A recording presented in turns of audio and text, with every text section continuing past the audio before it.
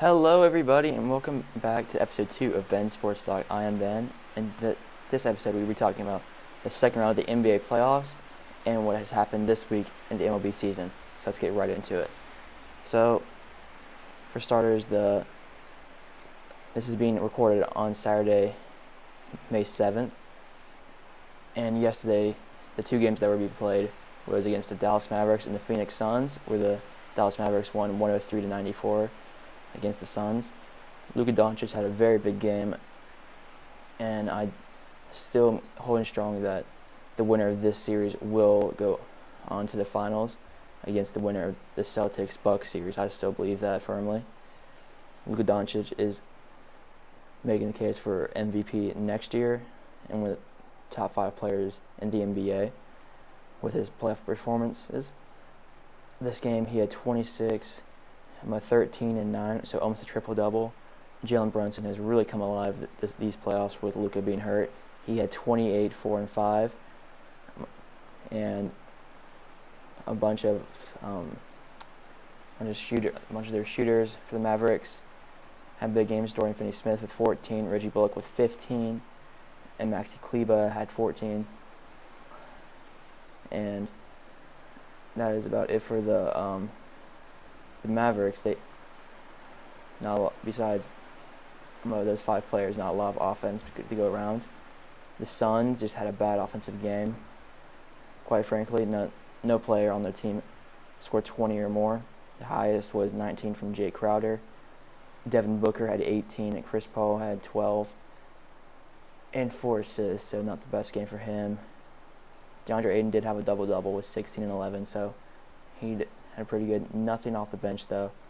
Highest was JaVale McGee with 8 points, but not a lot for the Suns with their blowout loss to the Mavericks in Game 3 to make it 2-1. Mavericks will have to do a lot to get back into the series, but I think if they win tomorrow, they'll be back in, and they will have a chance to win in 7. I do believe that. The second game that happened last night was against the Philadelphia 76ers and the Miami Heat. The Sixers, with Joel Embiid back, won 99-79 with a big fourth quarter, with Philadelphia scoring 31 to Miami's 14, which really set them apart. Miami had a horrible game, very bad. The only person that was okay was Jimmy Butler with 33, and Tyler Hero was the only other player in double digits with 14. Besides that, everyone else in single digits. Very bad game for Miami Heat. Hopefully they can get it back turned around with their strong start in the playoffs and the opening round with the Hawks and the first 2 games of this series. But the 76ers, with Joel Embiid back, his first game 18 and 11, so double-double. But who really saw the show was Danny Green and Tyrese Maxey. They got really hot from 3. Both of them had 21 points. Danny Green 7 for 9 from the field, and all of those shots were 3-pointers. Tyrese Maxey 7 for 11, 5 for 6 from 3 for 21 points. James Harden had 17, 8 and 6. A decent game from him. Tobias Harris almost had a triple-double with 9, 10 and 8. Good. That was good. I'm a defensive player, I'm assuming. So the 76ers are not out of this series just yet, with Embiid being back and being the MVP of the year. I still am going to live by that. But the Heat can rebound and get back to this series, but it will take a lot considering what they did against in Game 3. But going to the games that will be happening today, the Bucks and Celtics game will be starting in a couple minutes now. The first game in Milwaukee, I do think, even though Giannis and the Bucks had a horrible game 2, they can turn it around and take Game 3 at home. I do think the Celtics will put Al Horford against Giannis, who is really put the pressure on Giannis this series and made him play not like we've seen. But I still think with Giannis being at home, and the energy that Milwaukee just brings with their fans, I do think they will come out hot and take Game 3. It will be close, but I don't think you would count the Celtics even with that. I still think the Celtics could also come out with a swagger, and the Bucks just come out flat, and Jason Tatum has a big game. But this series is really hard to predict. Both these teams are amazing, great superstars, and one of these, whoever wins this series, I do believe will win it or go to the finals. I don't know who won the finals just yet. Game 2, but as you see, Game 1, the Bucks dominated it with 101-89, and Game 2, the Celtics cruised past them Bucks 109-86. Giannis still had 28 points, but not great shooting wise, considering what he takes and how he shoots. But Jason Tatum and Jaylen Brown are playing like they should be. Grant Williams, like I said, had a big game, and him and Al Horford will be the key pieces for the Celtics winning this series. Those two big men for stopping Giannis Antetokounmpo. But I don't want to count the Bucks out just yet. I still think they can make some noise and come back. But the later game today is against the Golden State Warriors and the Memphis Grizzlies.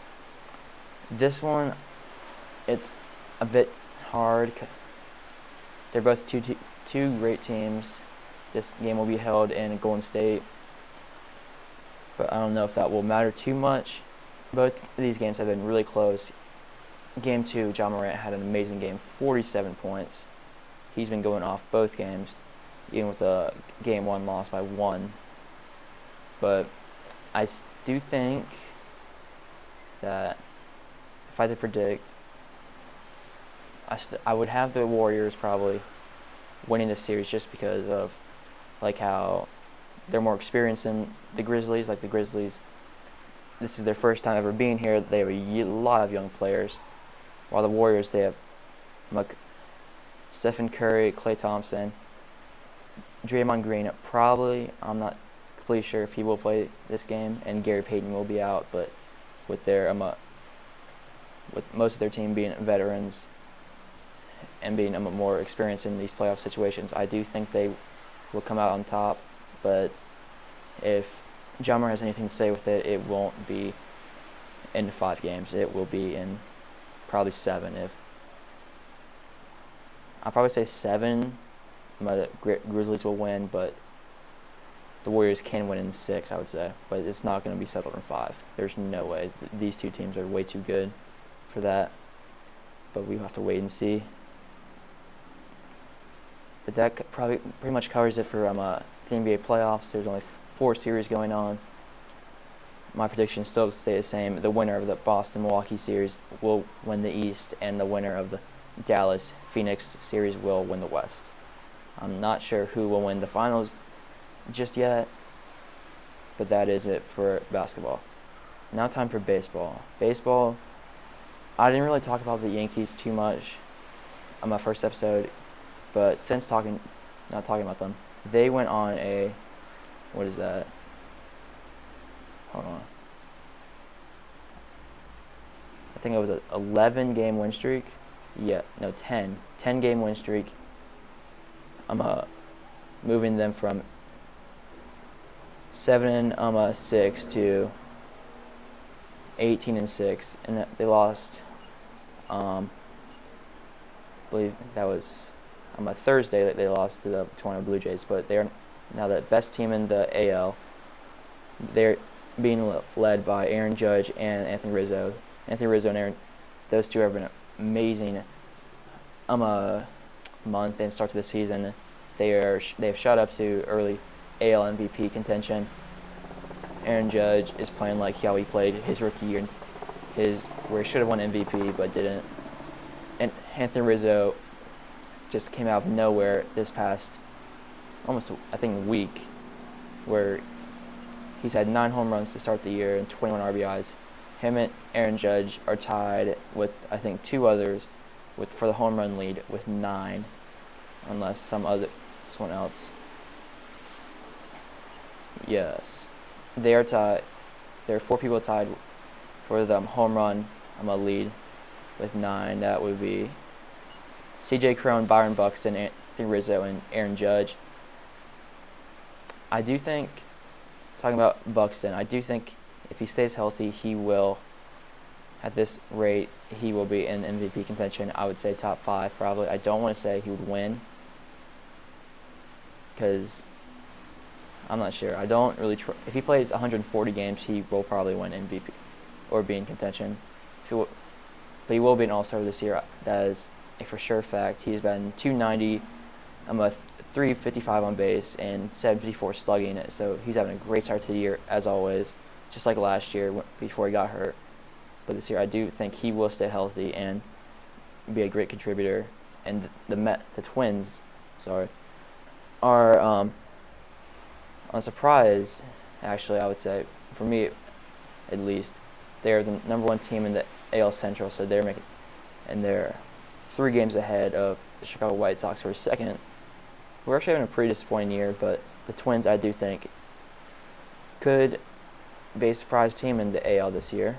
I don't think they'll win the World Series or anything, but they could be a bit surprising. Talking about the White Sox, though, there's a lot of people struggling, I would say. Like Jose Abreu, he is getting up there in age. He's 35, but he's batting 230, 320 on base, 368 some slugging. He's kind of losing a step, I would say. 3 home runs, 9 RBIs.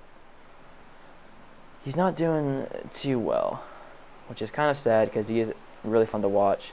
Tim Anderson, he's playing really well, actually. 330 average and 352 on base and 523 slugging. He's playing really well. If he keeps this up, I do think he could make a case. I think he will be an All-Star, and he could also make a case for MVP. But he's not really one of my favorites to win it. But you never know. He has his weird way of playing. Right now, he's on pace. He played 162 for 29 home runs, 66 RBIs, and how many hits? 213. So that could get him up in the contention. But Tim Anderson, a really fun player to watch. One of the best shortstops in the game. So that's it for the White Sox. The Mets, though, they're 19-9. I would still say they're the best team in the league right now. Once again, they're still being led by their amazing hitting core. Pete Alonso, probably my favorite player, is still raking, batting 269, 5 home runs, 21 RBIs, getting a bunch of hits, and a bunch of RBIs, driving them in. Francisco Lindor is slumping a bit. He's gone down a bit since last week, but he's still producing a lot better than last year and what he's capable of doing with 240 average, 331 on base, 5 home runs, 17 RBIs. Starling Marte has come alive in these past couple games with 3 home runs, 20 RBIs. I'm at 262 on my average and 313 on base. Their pitching wise, Jacob deGrom has not come back yet. Max Scherzer, Taylor Naquin are pitching amazing, and Chris Bassett has also thrown in there. And them a 3-head monster for the Mets. They're pitching really well, and I do think I don't want to put too much expectation on them because when you put expectations on the Mets, they don't really perform. But they could make a run and be a case. But as y'all know, the favorites are the Los Angeles Dodgers, who are basically making the Hurricane dream team once again. And probably one of my favorite players in baseball also plays on the Dodgers, Cody Bellinger. He is slumping a bit. He was at 240 last time the first episode aired, and now he's gone down to 205. Has not hit a home run since then, with 4 and 9 RBIs and a 205 average, 217 on base, and a 434 slugging. but still he's making plays with the glove. He has how much WAR? He has a .07 WAR, so that's one of the best on the Dodgers. So he'll always be great with the glove. It's just a matter of if he gets that bat back to his 2019, 2017 form, he will be back in the top for the best, one of the best players in baseball. But right now, where is it? I'm trying to look up to see what his WAR projection would be if he for this season. If I can find that, I don't know, but I do think he will. He's not gonna be. He could be an all-star if he picks it up, but he's going to be a quality starter, and he will probably help them, the Dodgers, to probably another World Series, sadly, but that's how it goes. The Padres, though, without Fernando Tatis, they're 18-9, only one game back from first place in the NL West, with Eric Hosmer playing like it's 2015 again, and Manny Machado playing amazing, back to the MVP form. Seven home runs, 21 RBIs, 382 batting average, 458 on base, playing amazing. A lot of key players are coming up clutch and are performing really well. I'm pretty sure CJ Abrams just made his MLB debut a couple weeks ago, and he's done all right. I don't think when Fernando Tatis gets back, he will be in a starting rotation. But he is a good player too for the future. Also, once Manny Machado gets a bit older, or they might send off Jake Cronenworth, their second baseman, off and move CJ over there. But what's really helped the Padres also is their pitching. Yu Darvish is back to his form. Joe Musgrove is pitching amazing, probably an early Cy Young candidate. He's 4.0, a sub-2 ERA at 197. He's striking out a lot of people in 9.3 per 9 innings. And yeah, that is it for the Padres. They're look to be they're probably gonna make the wild card, which sucks, but that's what happens when you're in the same division as Dodgers. But yeah, the West in general is very competitive. The Rockies are 5-11, the Giants are 14-12, and the Diamondbacks are 14-13. So really, everyone is in contention in the West to make a run at that top spot. So yeah. But let's get to the NL Central. My favorite team, the Chicago Cubs, are on a bit of a slide. They started out pretty good they were starting okay, I would say. Then they've lost 7 of their last 9 games, I would say. And that has moved them down to 9-15. Still not the worst in NL Central, though. We'll get to the Reds in a minute. But yeah, Patrick Wisdom has after a pretty slow start, he has brought it back to his last year form. He is batting .247, .306 on base, and .532 slugging, 5 home runs, 15 RBIs. Seiya Suzuki has slowed down a bit from his hot start early in the year. He's batting .250 with .365 on base, still getting on base a lot. Has slowed down with the hits, 4 home runs, 15 RBIs. But there's not been a lot of production with the bats, and pitching wise, not a lot of there's just not a lot. Kyle Hendricks has a 5.64 ERA. Mark Stroman another above 5.13. Justin Steele has a 5.5 ERA. Just not really what you want to see as a Cubs fan. It's not really any. The only person that's been good at pitching wise has been Keegan Thompson, I would say, and Rowan Wick, but they're both relievers, so that's not really. It's okay, but you want to see your starters do well also. But this is a rebuilding year. I understand that. It's the first year without old core.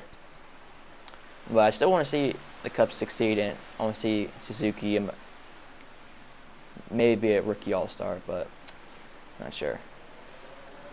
Now let's get to the Reds. Wow. I couldn't say I saw this coming, but oh my lord. They are... It's rough to say. If you are a Reds fan, I'm sorry. 3-22. They looked okay in the opening series against Atlanta. They split it 2-2, and then they went on a big-time losing streak, 11-game losing streak. Then they beat them Cardinals 4-1, and then they just kept on losing. And they haven't won since, what was that? They haven't won since April 24th. That was the last time they won. So it looks like maybe, my prediction probably would be, they might move Joey Votto and probably Mike Moustakas by the trade deadline, because they are older, and this looks like it's probably the end for this core. They did lose a lot of their pieces in free agency, like Jesse Winker, Eugenio Suarez, and Nick Castellanos. But this is probably a wake-up call. And Jonathan India has been hurt for a good portion of it. There's not really... The only person that's kind of doing okay is Tommy Pham. But even still, like, 247 average. Like, he's the best... Actually, no. Tyler Stevenson has the best average on the active, like, starting lineup with a 263 batting average. And Tommy Pham has a 247 average. So yeah, there's not really a lot on the offensive side. Pitching wise, it's even worse. In the starting rotation, the lowest ERA there is a 5.52. That is not a recipe for success. Their top three, Tyler Mahil has a 7.01 with a 1-4 record. Vladimir Gutierrez is 0-5 with a 8.86 ERA. Hunter Green 1-4 with a 8.71 ERA.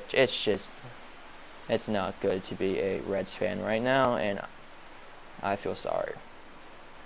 I don't even know who, because in the MLB, each team has to have at least one all-star participant. I don't even know who you would put. Maybe Tyler Stevenson, maybe Tommy Pham, but that's just a tough team to be a fan of. So there is also the Los Angeles Angels. They are looking good, and this looks like it could be their year. They're first in the division, 18-10. Mike Trout looking like his old self, 1.8 WAR already.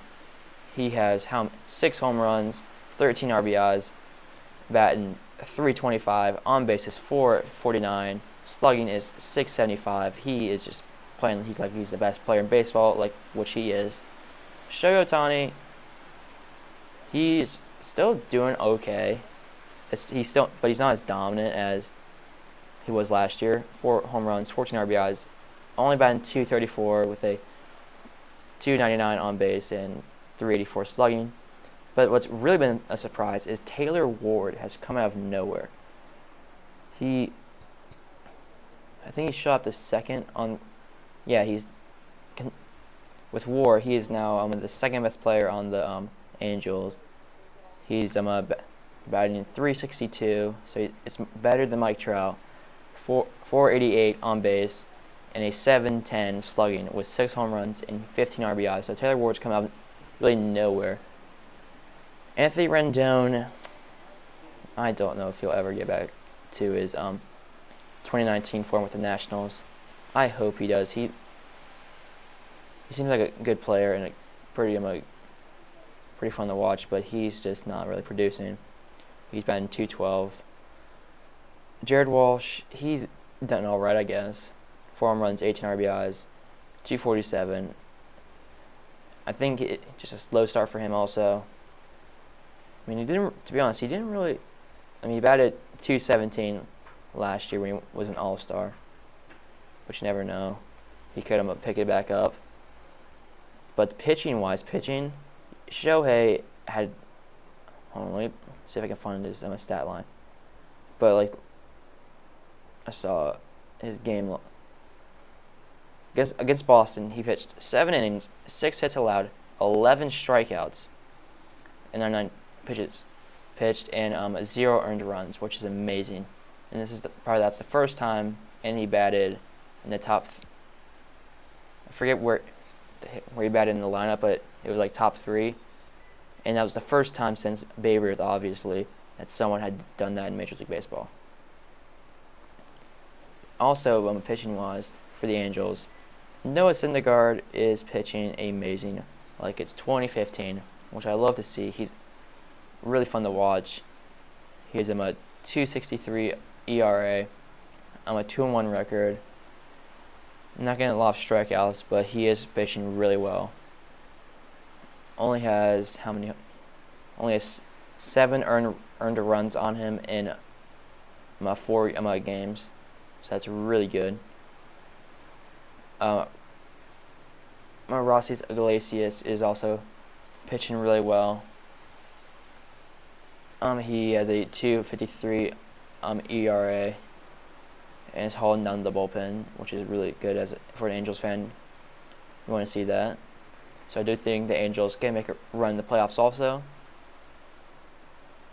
And also the Milwaukee Brewers are hitting actually finally, somewhat, like they're supposed to. And Christian Yelich too. He's been on a tear this past week. It looks like he's starting to get back to his old self. Batting 255 and 345 on base, 4 home runs, 7 RBIs. But Willie Adames and Rowdy Tellez have really carried the lineup actually. Willie Adames has 8 home runs, 22 RBIs, 235 on batting average, but that's okay. But Rowdy Tellez had a really big game a couple games ago where he had 3 home runs, but still he's batting 280, 7 home runs, and 24 RBIs. So look out for him to maybe make an All-Star game. I'm not sure. We'll see. But yeah, the Milwaukee Brewers are 19-8, so they're looking pretty good. So yeah, that's it for baseball, and that is it for the episode. Actually, this was a shorter episode. I'm trying to make it short like this most of the time, because the first episode, that was just because I had to cover a lot of topics, and that was my first time, and I was a bit new to it, trying to figure it out. But after critiquing it a bit, I've tried to speed it up, and this was hopefully make these episodes a bit shorter, 20 to 30 minutes long, I would say. So yeah, that is it. Hope you guys have a great rest of your day, and I'll see you guys next Saturday for Ben Sports Talk. See you guys later. Bye.